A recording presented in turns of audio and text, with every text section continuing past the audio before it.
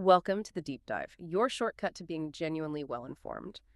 Today, we're casting our minds to a destination that captures the imagination like few others, Thailand. I mean, imagine the pristine beaches, the vibrant street food, the allure of a life that often feels more accessible than back home. It sounds like paradise, right? And it's a big but. If you're dreaming of owning a piece of that paradise, there's a fascinating legal landscape you need to navigate.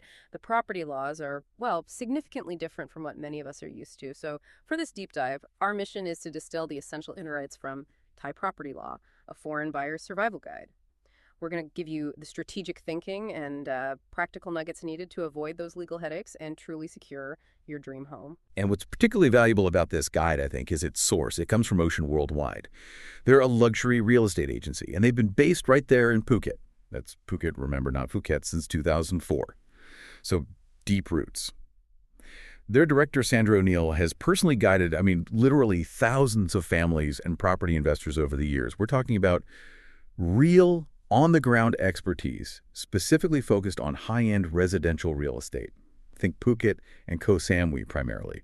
It really offers a practical perspective from pros who live and breathe this market daily. That context is incredibly important, yeah. Gives it real weight. So our goal today is to unpack these insights, making sure that as you think about your Thai property journey, you're not just informed, but, well, genuinely empowered. Okay, let's start with what often comes as the biggest surprise for foreign buyers. I imagine for many international buyers, the first big revelation, the kind of, oh, wait moment, comes when they realize direct land ownership in Thailand is generally not allowed for foreigners. What's the fundamental principle at play here? Why is it like that? You've hit on the core issue straight away. It's not just some minor regulation. It's a long-standing law. It's really rooted in protecting national resources, and preventing foreign dominance over Thailand. It means if your vision involves, say, a detached house with a big garden, or maybe a plot of land you want to build on, well, you simply can't purchase that land outright in your own name. It's a pretty significant difference from many Western legal systems, for sure.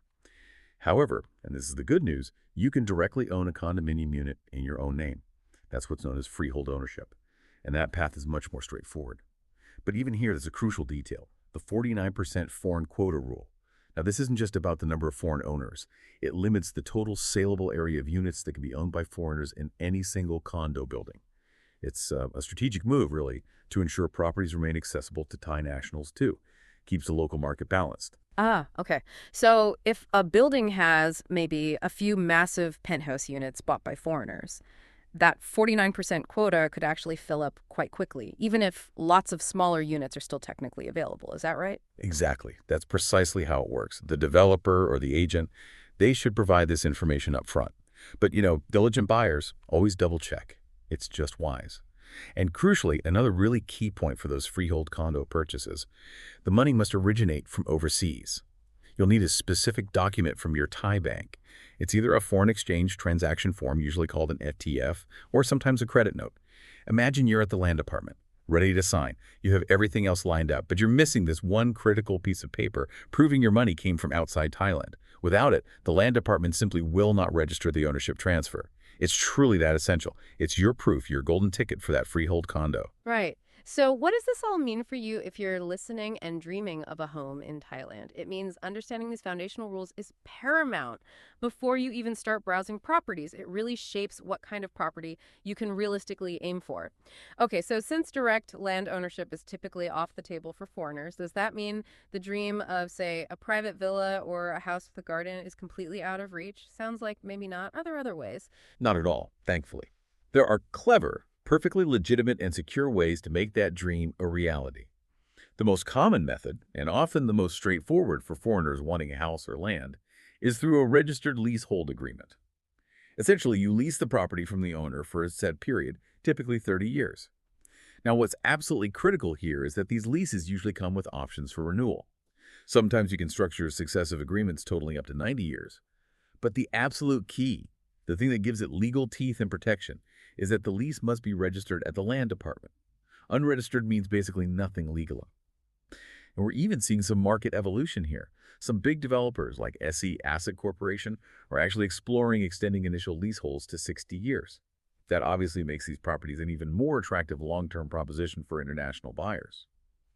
Then the second key method, which offers, well, more direct control and is often used for larger investments, is establishing a legitimate Thai company.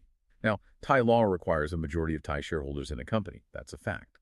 But Thai companies can own land. So foreign investors can structure things, like using specific share classes or board appointments, to effectively manage control, even with a minority stake percentage-wise. However, and this is really important to grasp, this method comes with the full legal and financial responsibilities of running a proper business in Thailand. Think annual audits, tax filings, needing legitimate Thai directors. It's not just a paper company. It has to be a real functioning entity. Managing it meticulously is absolutely key. Right, so it's not just a simple workaround, it's a genuine business undertaking. And while those two, leasehold and company, are the most common, you sometimes hear about other methods, like Usufruct or Superficies. They sound a bit more niche. When might someone encounter or consider these, and why are they seen as more complex? That's a good question. They are definitely more niche, usually reserved for very specific, often long-term personal arrangements. For instance, if you're building a house on land that's owned by, say, a Thai family member, Superficies could grant you the right to own the building itself, separate from the land ownership. Usufruct, on the other hand, gives you the lifetime right to use and benefit from a property owned by someone else, maybe your spouse, for example. They can get complex because, well, they often rely heavily on personal agreements, a deep level of trust, and the potential for disputes down the line if things aren't meticulously drafted and, crucially, registered properly. That's precisely why we always reinforce the necessity of getting professional legal advice. An independent Thai lawyer is just crucial. They'll help you understand which method, leasehold, company, maybe even usufruct in specific cases best suits your long-term plans and your risk tolerance. It's about making an informed decision tailored to your unique situation. Okay, that makes sense. Always get the lawyer involved early. All right, so let's say you've navigated that ownership landscape, you've decided on your property type and how you'll acquire it. Now let's talk practical steps. Once you've identified your ideal property, maybe browsing online on sites like agent-condo.com or others, what's the very next absolutely non-negotiable step? The moment you have a specific property in mind, we arrive at what I genuinely cannot emphasize enough, the absolutely critical due diligence phase. Seriously, this step is non-negotiable. You must engage a good independent Thai lawyer for this. Don't try to cut corners here. They will meticulously check everything. This includes scrutinizing the property's title deeds, often called a shinodo, to make sure they're genuine, that there are no hidden debts, no mortgages lurking, or any other claims that could trip you up later. And just to expand on shinodo for a moment, it's really Thailand's highest form of land title. It signifies absolute ownership and means the plot is precisely surveyed and registered. Think of it as the gold standard of titles. If you're dealing with lesser titles, there might be restrictions or less security. So your lawyer checking for a genuine chinota is paramount. For condos, obviously, they'll verify that the foreign ownership quota hasn't been maxed out. They'll also dig into building permits, zoning laws, basically ensuring the property is legally sound and can actually be used as you intend. And if you're buying a new build off plan, they'll investigate the developer's reputation, their track record, their history of actually finishing projects on time. That's huge. Yeah, the guide puts it perfectly. Skipping this step is like buying a car without checking if the engine works. It really does hammer home the importance, doesn't it? So what comes after this exhaustive check, assuming everything looks good? It absolutely does hammer it home.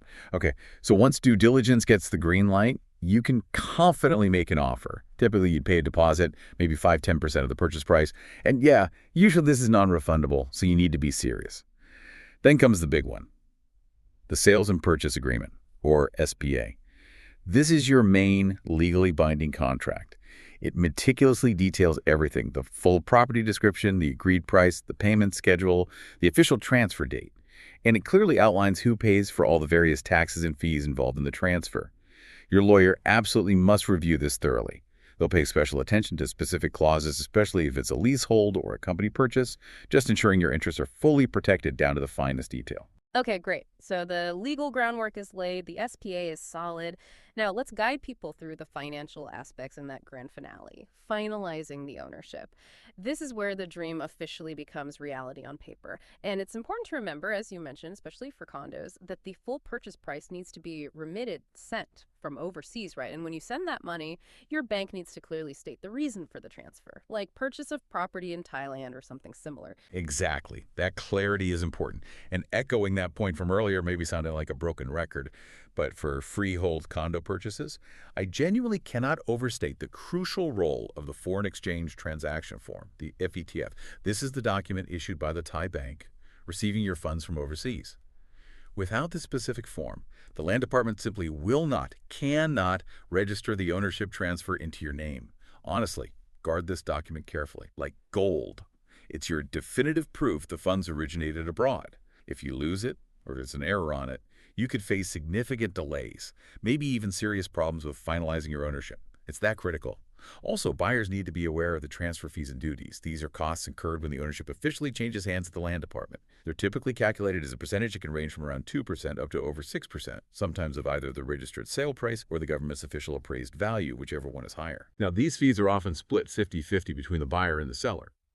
But this is something that can and should be negotiated and clearly spelled out in your sales and purchase agreement. Don't leave it ambiguous. Got it. Negotiate and clarify fees in the SPA. So once all the financial ducks are in a row, the money is transferred, FETF is secured for condos, fees are agreed. The final step is actually heading to the Land Department for the official transfer of ownership. Sounds like a big day.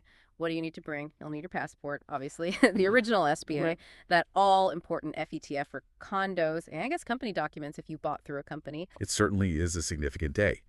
And yes, you've got the list right. Passport, original SPA, the FETF if it's a freehold condo, and all the relevant company paperwork if applicable. Your lawyer will usually accompany you, of course.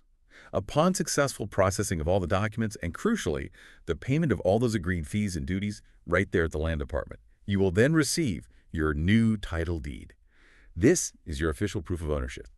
It could be a shenote for freehold land registered under your Thai company or a specific title deed document for a condominium unit registered directly in your name. It's that moment of finality. And it's worth noting, the market is active. Places like Phuket, Rayong, Koh Samui, they saw noticeable increases in residential property transfers early in 2025.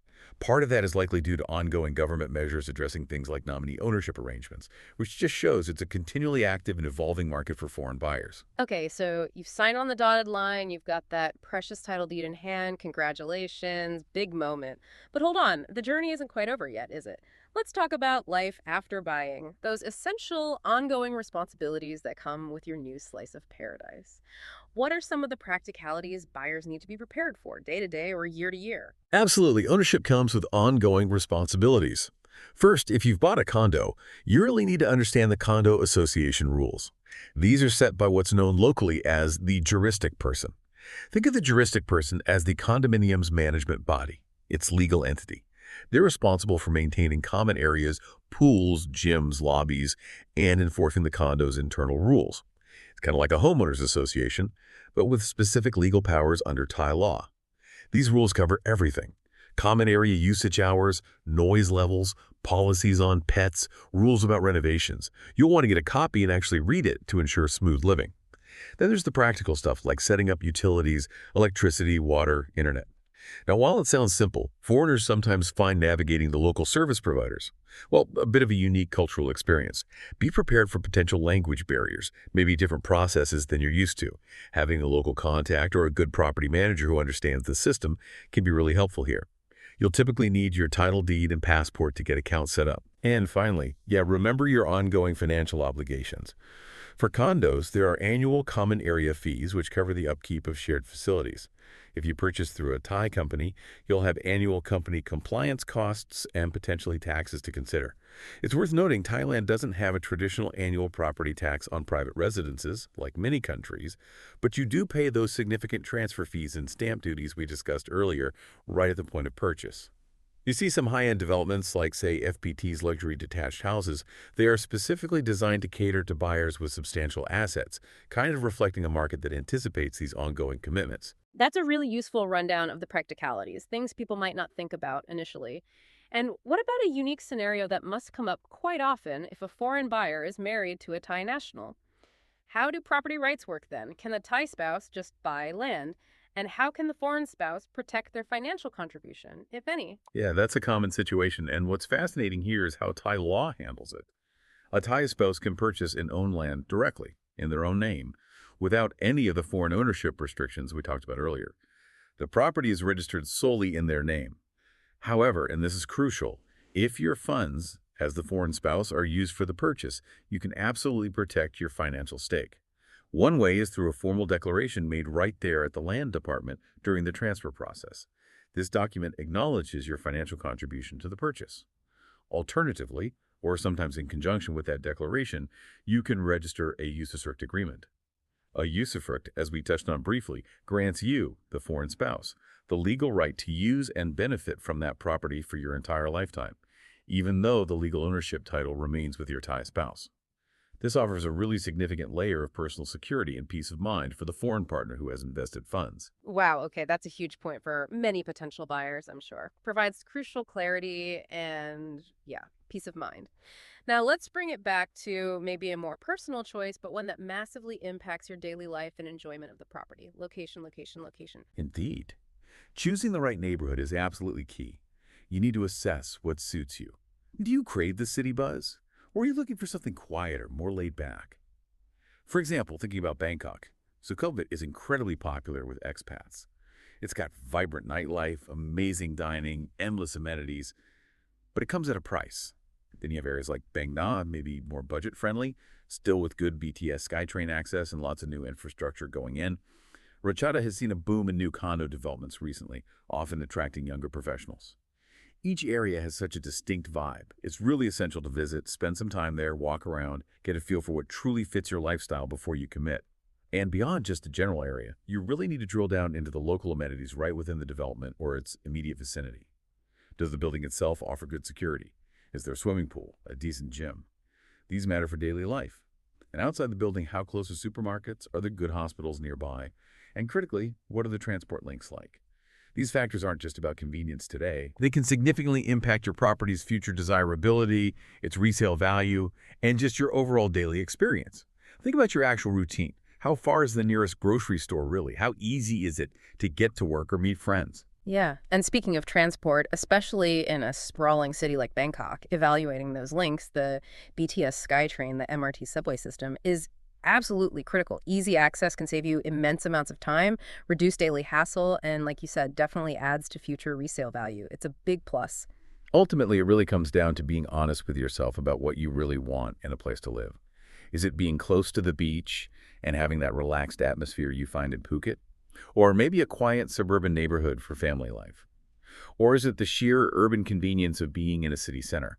This personal preference has to guide your final decision, but it's a decision best made with your eyes wide open to all the practicalities, all the legal points that we've discussed today. Right. So after this deep dive, you can really see that while the beauty and, frankly, the allure of Thailand are undeniable, acquiring property there as a foreigner, well, it isn't quite as simple as it might seem in other countries. We've covered the key pathways.